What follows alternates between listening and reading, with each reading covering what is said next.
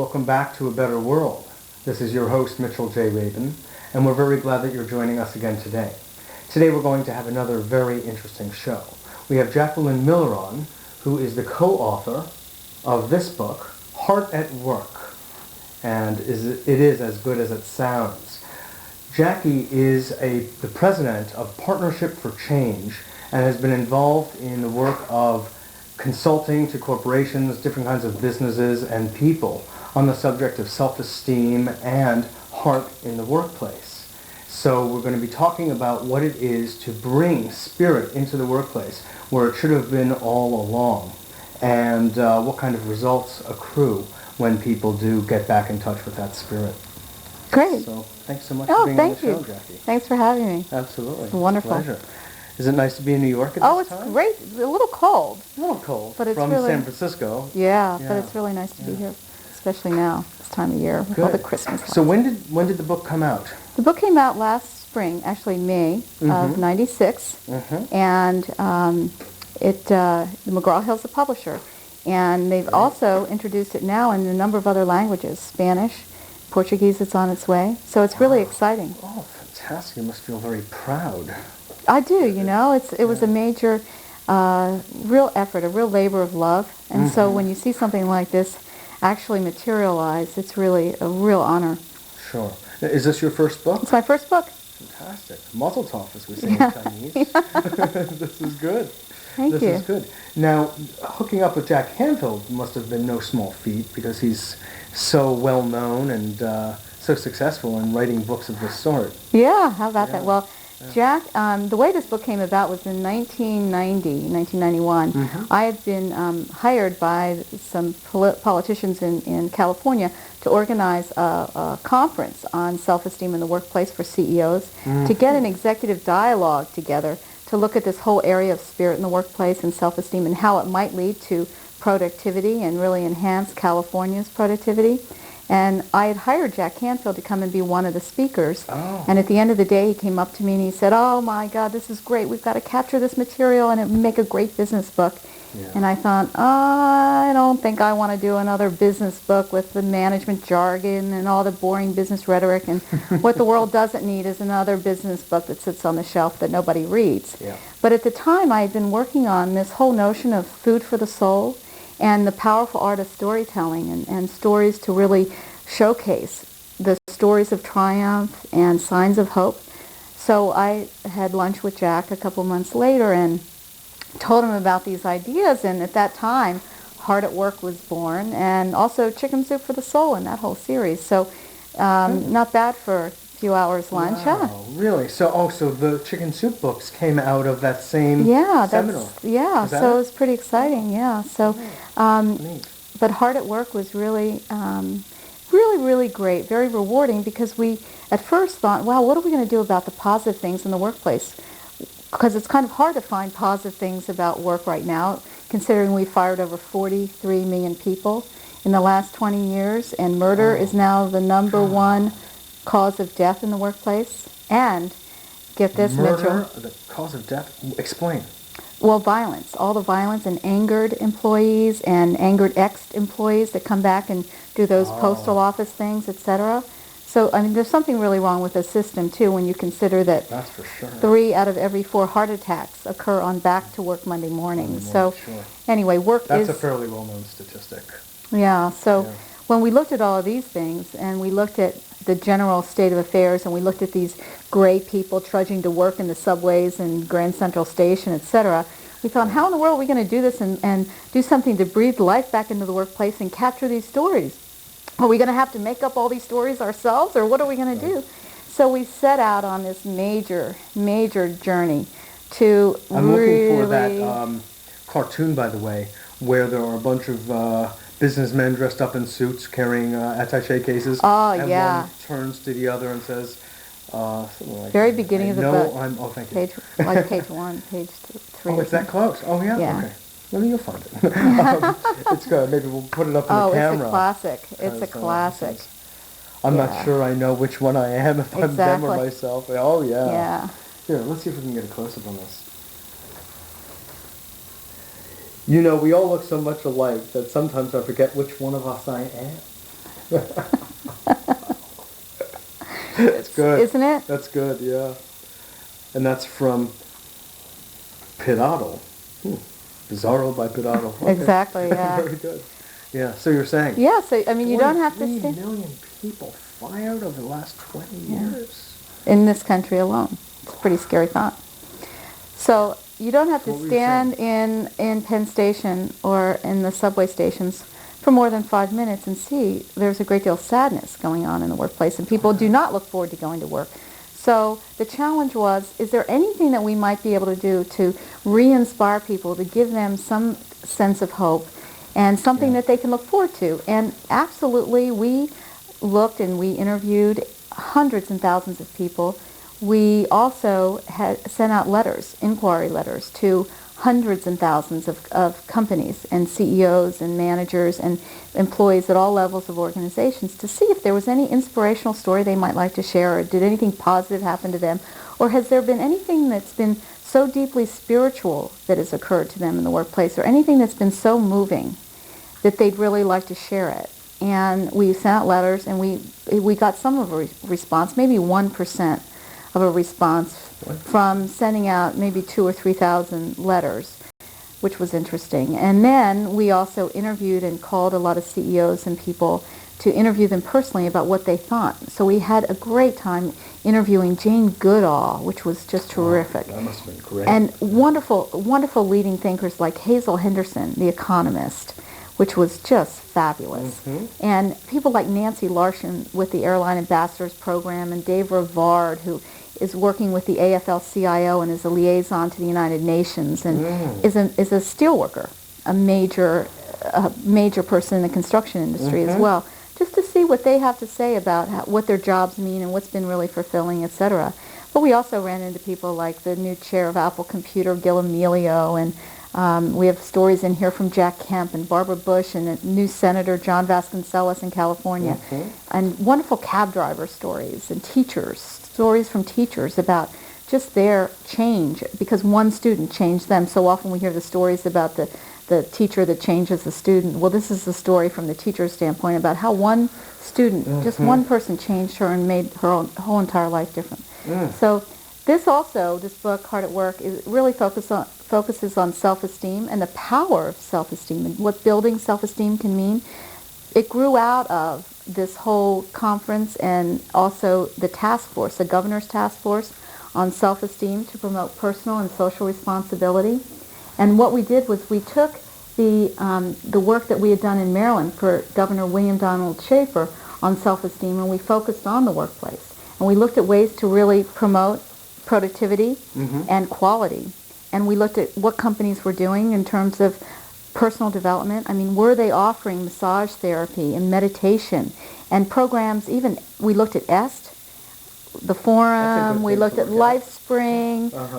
We reviewed tons of programs on personal development programs. Tony Robbins, all the motivational programs. And we really found that a lot of companies are using those programs as well. And some claimed that actually the Forum and the EST programs have been a major help to their productivity. Warren Earhart is a major leader in terms of self-transformation and developing wakefulness. And I know he's done a lot of consulting in the workplace. Yeah, in fact, the Rouse Company is mentioned like page 1 of our book. Yes, and in the foreword, which is the foreword for this book is by Willis Harmon, who heads the up Institute for Noetic Sciences. Yeah. Cool. So he kindly took a lot of time to write a beautiful foreword for us for this book.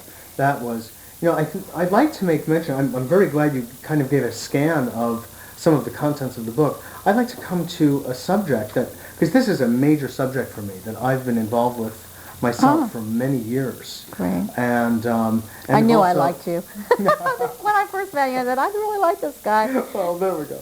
Yeah, I think it's really the heart of the situation in which we find ourselves suffering tremendously as a society. When you say, Jackie, that we have 43 million people who are fired, I mean, that could be for any number of reasons, but it's certainly an indication of serious problems in River City, And one of the things that I come back with is just this notion that someone like the president of Walt Disney Was it the president Yeah, of the CEO? Disney.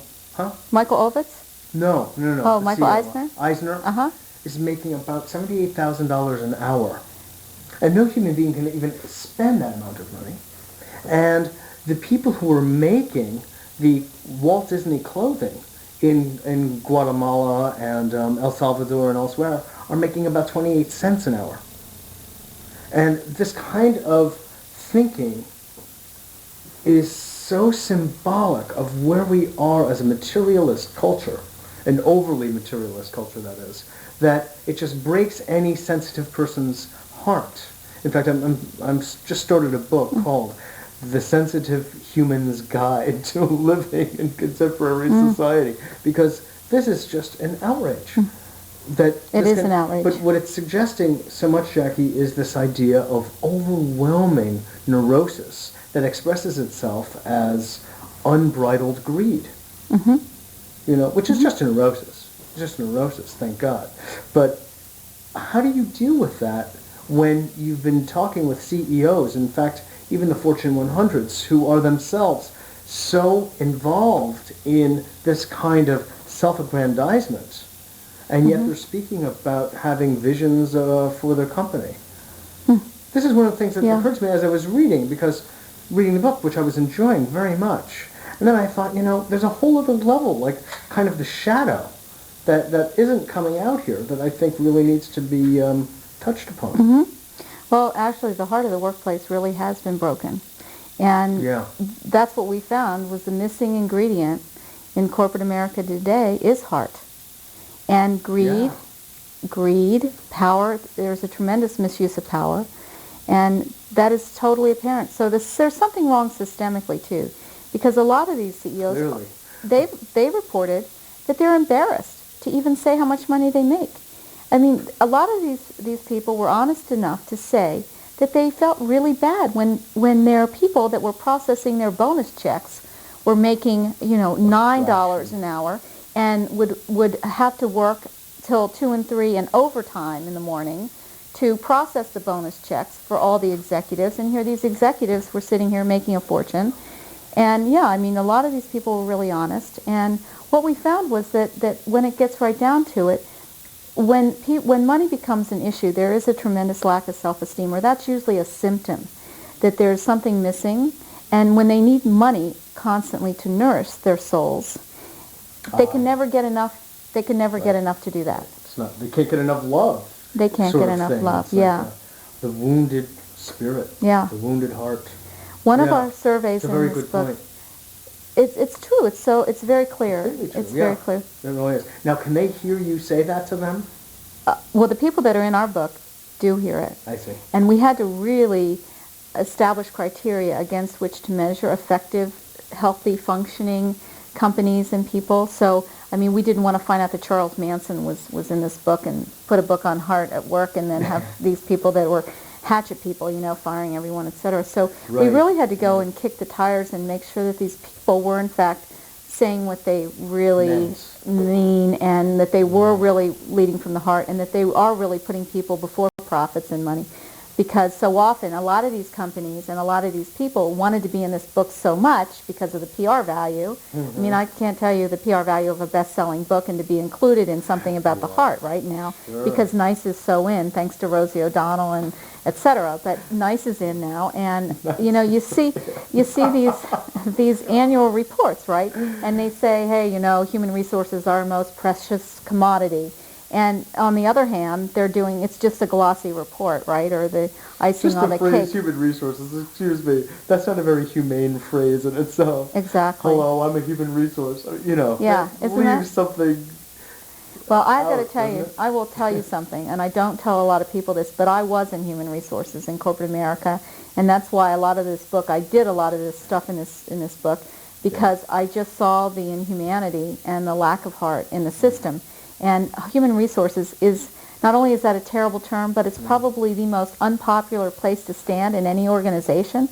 They're generally hated, and the ones that just say no, or police, are so into the old school of HR that, nobody wants to invite them to a cocktail party, right? Generally speaking, they're not trusted or trustworthy, etc. So That's a whole problem and a whole new show, and a whole nother show in itself. Sure. But anyway, what this book really does is it really does help people feel better and can really raise people's hopes. And in the back is a resource of all the people that we've talked to and interviewed with phone numbers and addresses.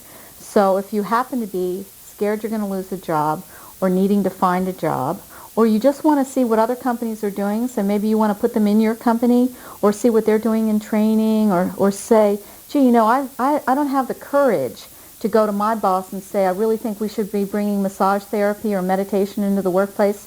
You can contact these other people in the book. They'll give you economic reasons for doing it. They'll tell you that they increased their sales by 520%, for example. There was a story in here from a chemical company where they increased their sales 520% by introducing meditation. Can you believe that? I mean, there was a time when, you know, people would roll their eyes and say, oh, forget it. But when it was adopted and done, and there's financial success to prove that these wonderful ancient arts really work.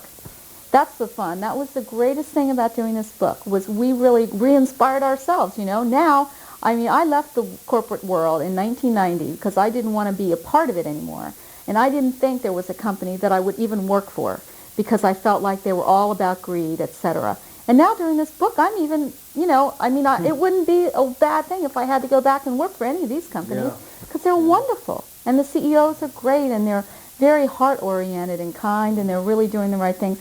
Plus, they're environmentally aware. They're doing things for environmental responsibility. They're doing things for social responsibility. Horst Rechelbacher. He's in our book. I know. That's why I'm mentioning it to you. I saw that. And we had him on talking about the subject. It's great. And about, well, being also environmentally tuned in so that, you know, the products are all made in a certain way and that the land is being respected. And he's doing, for one, is doing a tremendous amount to help indigenous peoples and facilitate local economies, growth, and things like that, as well as just, I've seen him with his employees. I've been with him on a few occasions, and I've seen him interacting with people. And it's really very much, he's a lovely guy, and very much from the heart, you know, and it's, yeah, you know, that was a case in point, so he's the real I was really thing. glad to see him. He's the real thing. Yeah. And it's hard to find that, but they do exist. They're real. Now, in those cases, Jackie, where you said those particular CEOs or upper management felt embarrassed to tell you what they actually made, and furthermore that they felt bad about the disparity between what they're making and what their employees are making, were any of them willing to go the next step and profit share? Absolutely. Those were things that were in the works right now. It seems to be there's a parallel between a spiritual awakening and opening of the heart and this wonderful sensitivity to others. So it's been that lack of sensitivity that's created the need for unions. The hardening of the heart. The hardening of the heart that's created the need. Hardening of the arteries and heart. Exactly, you know, and that's created the need for unions, third-party representation, and the need for all these other things that have been happening. Really, you know? true. Yeah. That's a proper way of putting it. You know, if people could just talk, then you wouldn't need unions, wouldn't need all of these things. Yeah. And they came out of a need. Yeah. Because there was a breakdown in communication, because it was not I and thou in dialogue, it was me and what can I get. Yeah. You can't run a world like that. Exactly. It doesn't work. You know? Exactly. Yeah. So this me first attitude, you know, it just doesn't go very far. And so you're really helping to break down that paradigm. What does Partnerships for Change do? Well, Partnerships for Change is a San Francisco-based 501c3, beyond profit. We don't call ourselves a non-profit because we think that's a negative term, but Andrew Michael, who's our executive director and also my partner, created this term beyond profit. So that's what we call ourselves. And we actually have wonderful new offices in the Presidio, in the Thoreau Center for Sustainability. Oh, nice. And we work on programs to accelerate social and economic and spiritual transformation by redefining the role of the media. This book is one of the projects of Partnerships for Change. We also helped on The Mystery of the Sphinx, which aired on NBC in 1993. West, a good friend and one-time guest on the show. Yeah, and actually won an Emmy, that story. Oh, yeah.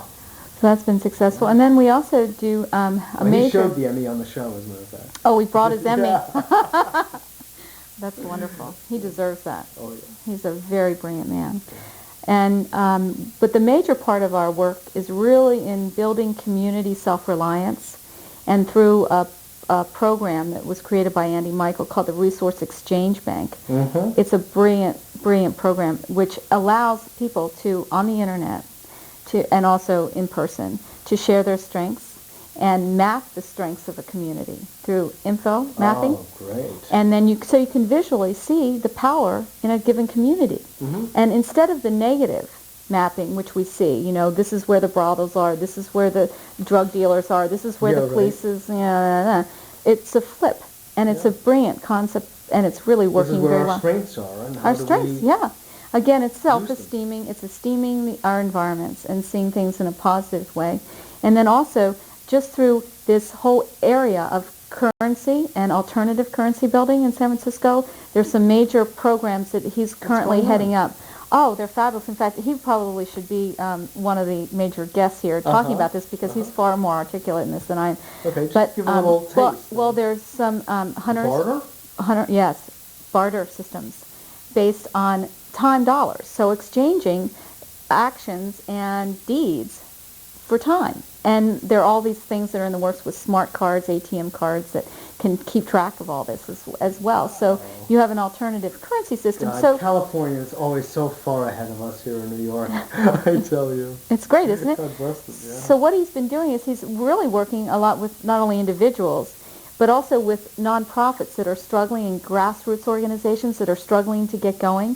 And by offering them an opportunity to find what they need and to have their needs met within that community, they don't have to wait till tomorrow or mañana or till the grant comes in and do one of these if only kind of actions and waiting for something. And he's actually gone out and found computers for these people and offered trainings for these people and gotten them set up so that they can be not part of the have-nots but the haves, because that computer world is so set up with the haves and have-nots. If you don't have the latest modem, you can't do this. And so he's remedied that by making sure that they do, and then also training them, because it's not just to have the computer sitting there. You've got to know how to really work it. So that's one of our major projects, the Partnerships for Change. That's been really, I think, really effective. And this was the greatest thing. If I could just brag for one more second. Sure, please. This is terrible. But I have to tell you. No, this isn't terrible at all. This is fantastic. Well, this is inspiring. Thank you. But I just want to say one more thing.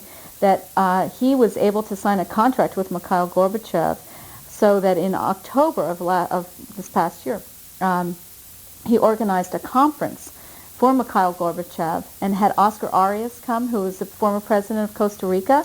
So two Nobel laureates to come and talk and inspire a lot of grassroots organizations that don't have $20 to spend, much less $5,000 or whatever it costs now to see Mikhail Gorbachev. So that was a major, wonderful thing to bring him to the Presidio, which was an old army base, and have him talk about his vision for environmental peace on the earth. And it was a wonderful thing that he did. So that was one of the things that we sponsored with a lot of other organizations, but it was great to have done that too. But it's this whole area of change and doing whatever we're called to do to be of service to accelerate those needs. I just received an article on something called the eco dollar, which is someone who has, rather than gold being the basis, which hasn't been the basis anyway for umpteen years for lots of reasons, instead it's based on environmental soundness of a given nation, and their money, all money, one currency, would be valued at how environmentally attuned and sensitive that government is, or that nation is. That's great. It's a great idea. And an economist came up with this. Yeah. Anyway, I just wanted to throw those couple of eco dollars in. Sounds like something right up our alley. That's fabulous. Right. We should talk sometime, even after the show, about all of this, because there are pockets of people all over who really have broken through and are coming from the heart and living their lives that way. Yeah.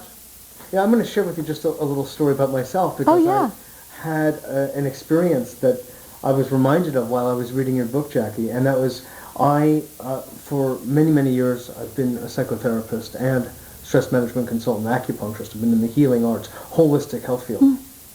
And even the psychotherapy was always kind of Buddhist-oriented and in eco-psychology based on environmental ecological awareness. So I'm doing private practice, working with people for many years. Great. And at the same time, I actually diversified in such a way that I had my hands in business also, so I could earn an income elsewhere. So I wasn't completely paying my rent and mortgage on what I got from my clients, because I felt that would skew my work with them. Because if I needed that money, it would change my relationship with them. And it's something that I wish more psychologists, doctors, and psychotherapists would really cognize just how skewed their work is as a result of having one singular income source, their patients. But that aside, I was working in business. In fact, at that time I was working to some extent in real estate. And I was in Israel, and then I crossed over into the Sinai Desert in Egypt, walking around, seeing these ancient biblical mountains. I was all alone under the hot sun, watching these women move their goats along in the mountains. It was absolutely another world, truly another world, something that, life in New York, even life in America doesn't touch. I mean, probably the closest you can get on this continent is if you spent time with Native Americans on the reservation, and even that essence is kind of lost these days. But here we are back, in sort of like the cradle of our civilization. And I just started to reflect on my life, and I said, there is no time. It kind of like came in like a thunderbolt. There's no time to do things that your heart and soul aren't connected to. There's just no time. Life is so precious, and time is so precious. And at that moment, like something just changed internally, and I felt like I could never do things that weren't meaningful to me. Needless to say, that doing that real estate work that I was doing, which gave me a great background in business, and I really am thankful for that. It didn't do anything for me on a higher level. And my life is about doing things that are meaningful on a higher level. So I just had to let it go. And in fact, when I came back, it was gone. But in fact, now actually I interface with that field in an entirely different way on an environmental level, dealing with cleaning up business practices in the real estate field from an environmental point of view. Yeah. I'll tell you about that later. I don't want to go into it now. But so it's interesting, when you get your heart and soul awakened, and then you plug in, then it's true that the world really does open up, and life becomes meaningful, which I think this is what we're really looking for. Anyway, I just wanted to share that with you, since you're one of the doctors of the soul and the heart, which has been, expressed through this wonderful book. Wow, that's so true, and everyone is searching and longing for that deep meaning, something of purpose, to be able to say, or when we go to sleep at night, to know that we have done something worthy that day is one of the greatest gifts. And then it makes you want to get up the next day, Right. But if it's day in and day out where we're not feeling of meaning, if we're not feeling of worth, it just wears on our souls. Exactly. And one of the points, I've read several things in the book which talks about making a difference, that everyone wants to feel that they're making a difference in someone else's life. Yeah. Really. Well, I've got to tell you, we've been doing a lot of shows, and we've been touring all over the country and doing these, radio shows and TV shows in every city you can imagine. Yeah. But I was most intrigued with your show, and this is why. One, you're bringing on really interesting guests, and you've got a wonderful purpose here to really, really make the world a better place. And so often a lot of these shows are about what the advertisers want, and then in and out, etc. But this is really, I think your work is really great. So I want to just thank you and I'm glad to meet you. Oh, absolutely. Yeah, it's really, really nice. Yeah. So. Well, thank you. But you're right, there's so many people out there that are just longing, and literally so many people that are just dying to get something going, dying to do something of worth. And then what happens? Then it's too late. And I think that when we say that we really are not going to do anything anymore that's not being of service, we're not going to feel comfortable working for these companies that are literally killing people. The tobacco industry, for example, the Dow Chemical companies, for example, etc. Military. When you Yeah. were saying before about increasing profitability by 525% for that chemical company, I was thinking, oh, I wish it were an organic farm. That was getting that profit change. You know? Yeah, exactly. Exactly. I mean, it is happening, but it's you're helping to accelerate that, and I am too. I mean, this is what we have to do. I mean, we have to accelerate that just rational thinking. Actually, that's what I think about it. It's just rational thinking. Interestingly, it's even economic thinking. Being economically smart is to be ecologically together. It's like, this is just good business sense, let alone, feeling a connection with the earth. Is that so? Exactly. Yeah. So it's just a matter of time, and it only takes 16% of any population, just 16% of any population, to reach critical mass so that change can happen. Is that so? So all we need to do is to get 16% of the people in New York thinking like you do, and then it'll change, right? But I think that we might have 16% with just the audience of this show. Wow, that's great. That's great. So, and then you use the Resource Exchange Bank to connect everyone and build a community so people can really be effectively moved into action.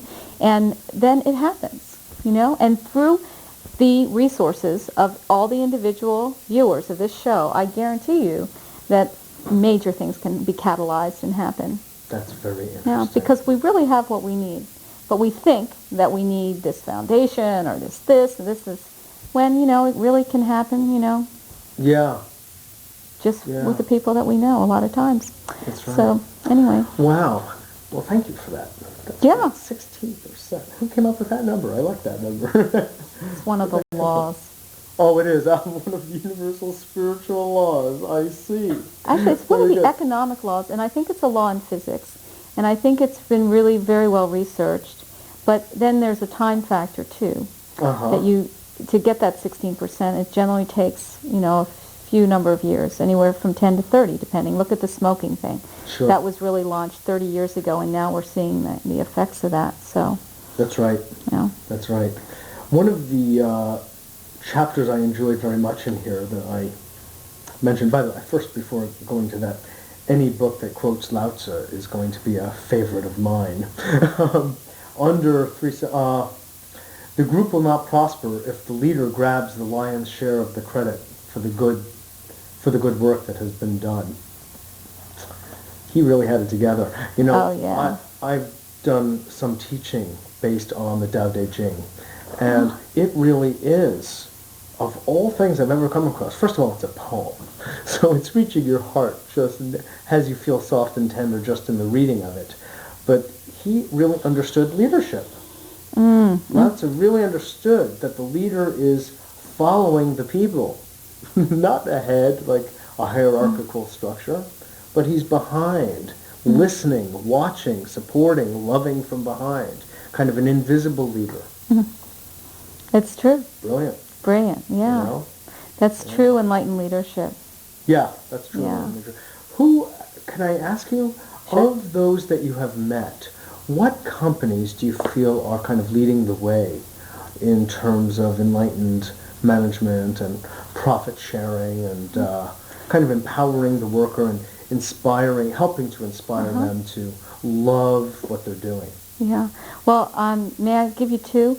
Sure. Instead of just one. Actually, all these Give a books. few. That's okay. There are at least 100 wonderful companies in this book that are all just doing great things. So I just have to say that. Sure. But, No, I'm glad. The more the merrier. And they're all wonderful in their own ways. But I think that the two that are my absolute, the ones that I've been most impressed with for various reasons. Yes. One is Mary Kay Ash, Mary Kay Cosmetics. The cosmetics. From Dallas. Really? When They won some environmental award? Absolutely, the United Nations Environmental Award.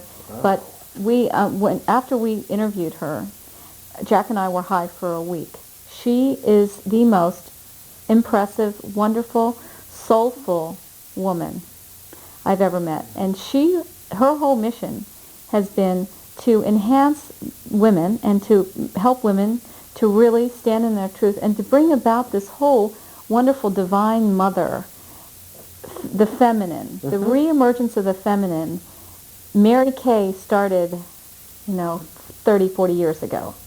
And her whole thing has been to to help women stand in their power and to claim their power through the feminine, which is a beautiful concept. So often these women on Wall Street, and I did this in the early 80s, wearing the Brooks Brothers suits and the ties and looking like the men and carrying the briefcases. I was right there trudging along. And that's what we did, and this whole thing that we don't have to become men to sit at the table and negotiate.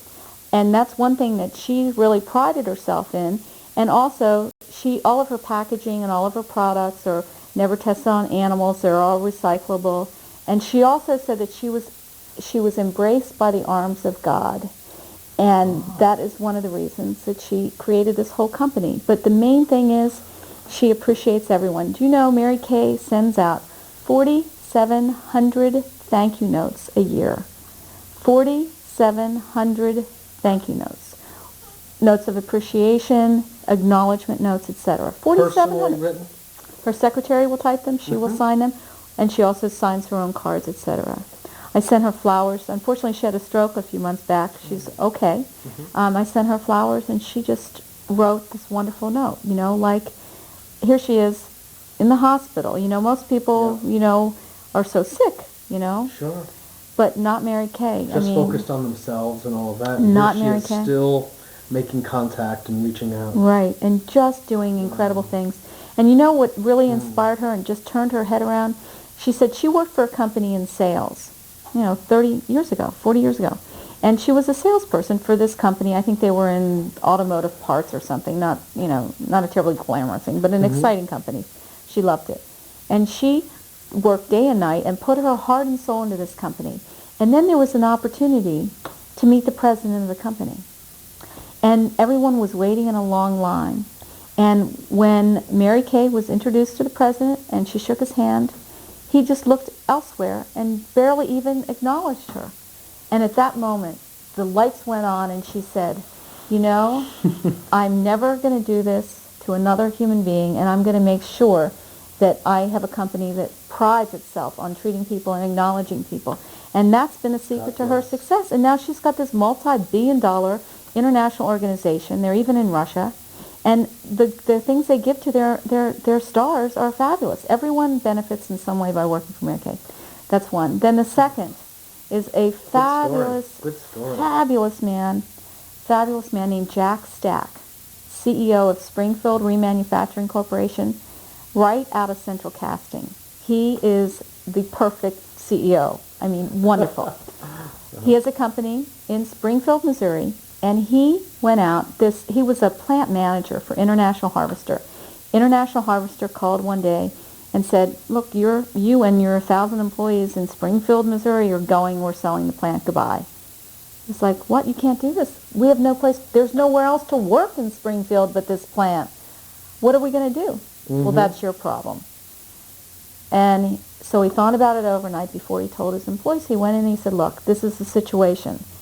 But I think if we could buy this from International Harvester, we might be able to. And because he had hired alcoholics, he had hired people out of jail, he had hired people that nobody would give a job to in town, those people band together. They borrowed money from Aunt Susie and Uncle John, and they mortgaged their homes, and they all came up with the money and bought back this plant, and they are outrageously successful. And plus, he's written a book called The Great Game of Business.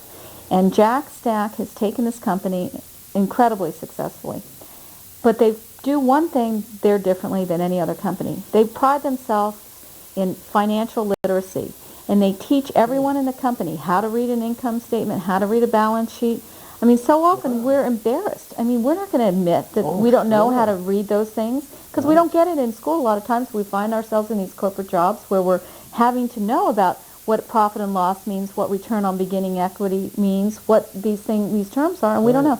But he makes sure that every single employee knows what they mean. Not only do they know what they mean, but the hourly people. I went down there. I mean, I walked up to an hourly worker on the plant, and he could tell me what the quarter was, how well they were doing, what the return on equity was. Taking responsibility. Major. That So is great. they can call their own shots. They know what's going on. They can set their own salaries. They can do whatever they want to do because they all understand the financial workings. There are no secrets. It's totally open book management, and he leads from the heart, and he's quite a wonderful guy. So I think those two are really my favorite. But then there's Thank you, Jack. yeah, That really, was great. he is a major person. And then there's Anita Roddick, who wrote a story specifically for this book called The Power of Four-Letter Words, of love, care. That's cute. Yeah, it's really great. Yeah. And she's done a great job with The Body Shop. And in fact, I was really intrigued with Anita because she not only believes so much in the power of volunteerism, I mean, it makes you feel what it means to be human, and it just creates such personal growth faster than anything else. She pays her employees to go to Romania and help in these orphanages that she set up. So it's volunteerism, major scale. Oh, boy. And then there's a wonderful guy who wrote a wonderful piece for us from Rhino Records, Richard Foos. And they bring massage therapists into the workplace. They have a great dedication to social responsibility, and they pride themselves on community work there, and that was very heartful and very, very interesting to see that. And so the book is full of these stories, and then there's a great story from a teacher, and Art Buchwald's even in here talking about love in the cabbie, about this cab driver in New York who smiles at everyone, and they think he's crazy, and he knows the power of a smile. Let me just show the book so everyone knows again. We're speaking with Jackie Miller, the author, co-author with Jack Canfield of Heart at Work, which you can find at any bookstore, pretty much, anywhere, right? Pretty Barnes & much. Noble. Yeah. Great. Yeah. Yeah, please go on. Oh, so anyway, that was a very interesting. About the cab driver who was smiling at everybody. Yeah. Oh, yeah. That was very interesting to see that, and then to hear this story about how happy people would be and how, they'd have a great day just because he did something. And the power of a smile, you never realize, what that can do. Simple things. It doesn't cost the CEO anything to smile at his people. So often they hide in these ivory towers. One CEO in this, I'll tell you this one story. It's great. Please do. There's a bank in Milwaukee, and there was a woman who Nobody smiles in Milwaukee as far as I see. There was a bank, this temporary, shows up for work Monday morning, and this man walks by and says, "Hello, Penny," and she turns to the woman next to her and says, "Who was that?" And the woman says, "Oh, that's our CEO." And she goes, "What? He knew my name?" He said, "Yes, he makes it a point. He knows everyone's name in the company. There are like 500-600 employees. He knows every person's name, and he makes it a point of knowing the temporaries. So you show up for work day one, and someone actually knows you. So the power of remembering someone's name. Yeah, I mean, that's just great. Oh. And then there was another story about a woman who was going to nursing school, and there's the teacher was giving this big exam, and the exam really counted major towards the final grade and whether they passed or not. And she went in, and she was very nervous, and she sits down to take the exam, and the last question on the exam was, what's the name of the woman who cleans up and mops the halls outside and cleans up our classroom? And it counted like 50 points. And she was like, oh, this has got to be a joke. And she didn't know the name, And anyway. Yep. She lost. Right. And she remembers to this day that the woman's name was Dorothy.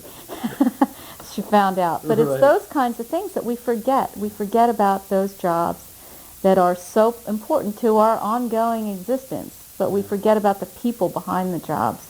It always was amazing to me how in corporate America we could spend millions of dollars on some piece of computer equipment and then moan and groan that we had to spend another $100 to train the human being to operate the equipment. And there's more attention getting into the hardware rather than the the training of the people and the real software, right? Yeah. So anyway, it was a very interesting thing. Putting this book together was fascinating. Oh, it must have been. And I'll tell you, Jack Canfield and I grew more. I mean, this was a painful book to do at times. Yeah. Because it's about self-esteem, and our biggest lesson is we all teach what we need to learn. That's right. And here Jack is this, the self-esteem guru. Right. And I'm like, called by countries going down to Brazil talking about self-esteem, right? And we found that, hey, we probably have major work to do on our own self-esteem, and it was a very interesting experience, particularly as it applies to how we work and working relationships and that kind of thing. And we got into this whole exploration of codependency And we got to do a lot of soul searching and work on those levels. In fact, at one point we said, well, if this book was never even published, it would have been worth all the time and all the effort that went into it, because the process was so rich and so rewarding and so fulfilling to us on so many levels that, even if no one even reads this book, that, we just got so much growth out of it. So it was a labor of love. Sure. There are a couple things that jumped out at me that I would like to share, okay? Sure. One is a poem by David White. Oh, yeah. Which opens the book up, which is, I say this so often, it's so nice to see it in print. This is not the age of information. This is not the age of information. Forget the news and the radio and the blurred screen. This is the time of loaves and fishes. People are hungry, and one good word is bread for 1,000. That's... This is great. It's so true, isn't it? And then here, I think this is so much kind of the underlying part of it all. The underlying psychology of so much of what goes on in corporate America and the whole idea of conformity and all of that is caught in the poem by E. E. Cummings, or the lines, "To be nobody but yourself in a world which is doing its best to make you everybody else means to fight the hardest battle which any human being can fight and never stop fighting." That's true. I don't like the fight paradigm, but nonetheless, it's really so true. I mean, we are just pressed into conformity. If people ever saw the real enslavement patterns that exist on every single level of society, but including in personal relationships and marriages and loverships and everything else, it's awesome to see how we, in our own subtle ways, seek to coerce others to see the world our way, to behave in a way that we want them to. We're all guilty of that. All of us. No one is not. That's human. But it's how fixed does it get? How conscious or unconscious is it? How do we work with that is a question. I know. Anyway. It's so true. And then getting so heavy. But no, it's true. These are the underlying matters that form that material world that we live in, and so in so many ways to come to. Would you say something about Ken Blanchard? And, well, Ken was the role of humor, because I think this is critical. So often in corporate America and in everyday life. I mean, and this book is really corporate stories, company stories, but also nonprofits. It applies to anybody, and you don't have to work to appreciate this book either, because it's really about daily life and living and whatever. Really. But the thing about Ken is, first of all, he wrote a book called The 1 Minute Manager and was very successful, and he's got one of the finer training programs for companies, and he really does pride himself on a very strong spiritual base. So he was so great because he was on vacation this summer writing this story for me, and I just, that's the kind of guy he is, right? Yeah. And he just goes out of his way to be of help to things to really make the world a better place. So his whole thing has been on the importance of not only spiritual and God work in the workplace, just saying God in the workplace. I mean, you can feel the energy change. But what Ken has been doing too is this whole area of humor. And humor, I mean, there's nothing better than going to work the next day after something incredibly funny has happened the evening before, the afternoon before. I mean, it makes you want to go in there, you know? You bet. What's going to happen today? Yeah, exactly. And it changes the whole framework. And we just take ourselves too seriously so often.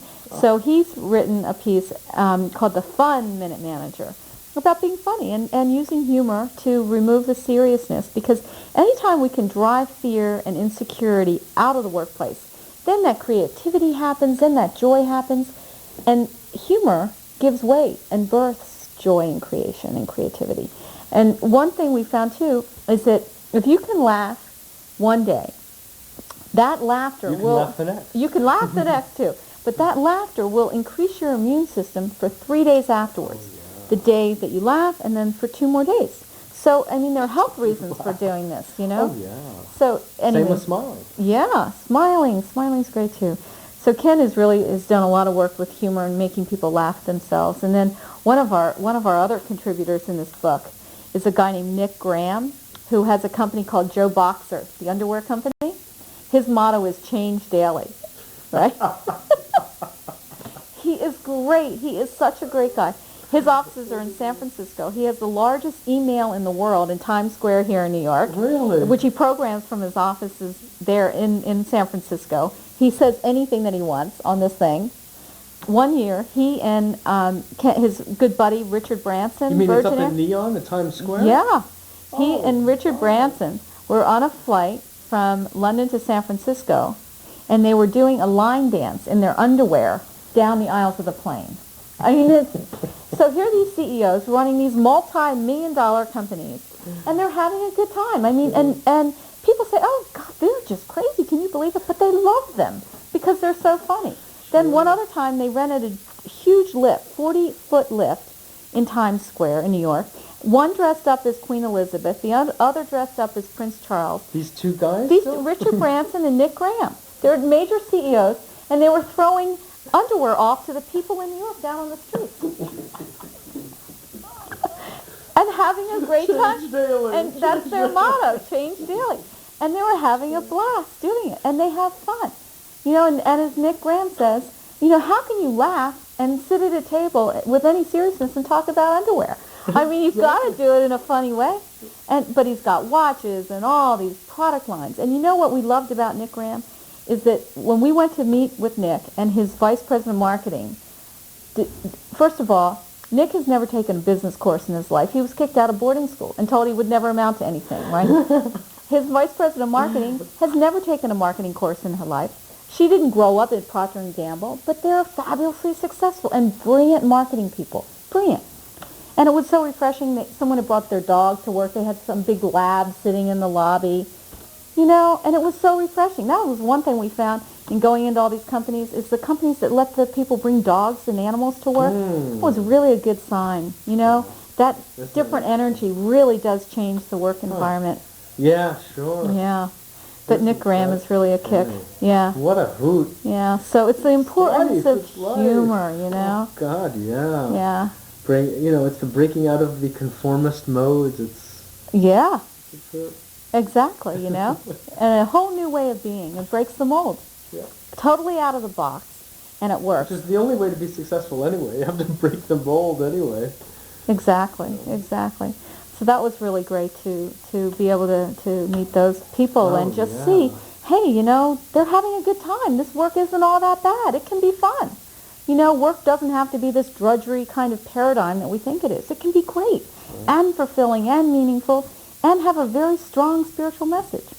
And if it doesn't have a spiritual basis or message, it can be rewarding in other ways and fun too, you know. So I think there are a lot of things going on. Yeah, that's an interesting point. Yeah, I think that probably this whole drudgery image must have come from some kind of Judeo-Christian puritanical, really, more puritanical imagery of hard work is good and you will become liberated and your soul will be blessed in the hereafter. Certainly not now. Exactly. Not doing this, you know, and this became known as good. I mean, this defined good. Yeah. Hard work. Hard work. Of heart work, which is why, of course, your title is so wonderful, really. Yeah. But I think people are waking up and they're finding themselves just feeling soulless and empty, you know, and they're in their 40s and 50s and 60s and turning around and saying, well, what did I do for the last 30 years? You know? Exactly. You know, artists, I think it really needs to be pointed out, Jackie, that artists, among all people, historically speaking, are people in general who have had a vision of life and a sense of values and proportion, and have gone after beauty or the fulfillment of some sense of creating beauty in the world or whatever, maybe political or social commentary they wanted to make. And they just stuck to it, no matter if the pay was good or the pay was not good, and just decided to stick with it. You know, among all people, I'm just thinking that they're really so much an image worth reflecting on for us all, a model of what it's like to stay the course, so to speak. Oh, yeah. You know? Yeah. I mean, sure, it's happening now in business, but, business is always following art anyway, if you really want to get down to it. Sure. Soho in New York is very popular now. You want to know why? Because the artists were there. Because the artists moved in after the manufacturers were there, made it into a very special place where thoughts were taking place, new thoughts, new beauty, new creativity. And what happens is the lawyers, the businessmen, and the stockbrokers want to move in there. The rents go up. The artists can't afford to live there anymore and have to move out. And then it becomes known as the place. Why? Because the artists actually created it in the first place. Kind of funny. It is amazing, isn't it? It is. I think you'd probably see that if you actually studied that phenomenon. You'd probably see it worldwide. Yeah. Because creativity... It just occurred to me. I just wanted to share that thought. Yeah. I think you're right. I think that money and power follow creativity. Yeah. And there are people, and I think it also has to be noted that there are many people in business who you could say are very artistic and very creative. And business just became the choice vehicle for any number of reasons. And it's not better or worse. It's just another choice that when it's raised to an artistic level, and where there's aesthetic appreciation of the beauty of underpads, you're having fun and you are sharing something beautiful with the world. Exactly. It's great, Yeah. I hate to tell you, but we're out of time. Oh, my. Isn't that amazing? Yeah, it sure flies, huh? When you're having fun. It flew, that's right. Have you been having fun? Oh, yeah. This is great. Good. Well, you were wonderful. I really appreciate all that you shared with us. Oh, my pleasure. Really, very much. It was really great. Thank you. Very heartfelt, if you will. This is Heart at Work, available everywhere. And we've been speaking with the co-author of this book, Jacqueline Milleron. I want to just take one moment to let you all know that another major entrepreneur in this world, from Japan in this case, Mr. Fukami, very interesting man who I had the pleasure of meeting at the United Nations recently, is going to be in New York giving a seminar, actually, on angels. He owns 13 companies. He rented Carnegie Hall about a month and a half ago, made a debut in singing, conducted the orchestra. It was an incredible event. I was there, Mr. Fukami. So if you're interested, call the International Shinto Foundation at 661-9117. He'll be giving a talk on the January 11th, 12th, or 13th. Call 661-9117 in order to find out the details of where and exactly when, okay? So I want to thank you very much again. Oh, great. My pleasure. Thank you. Being on the show. Really, wonderful. It's been a pleasure. Thank you. Good. So this is Mitchell J. Rabin for A Better World. We're very glad that you've joined us again today, and we will see you again next week. Thanks.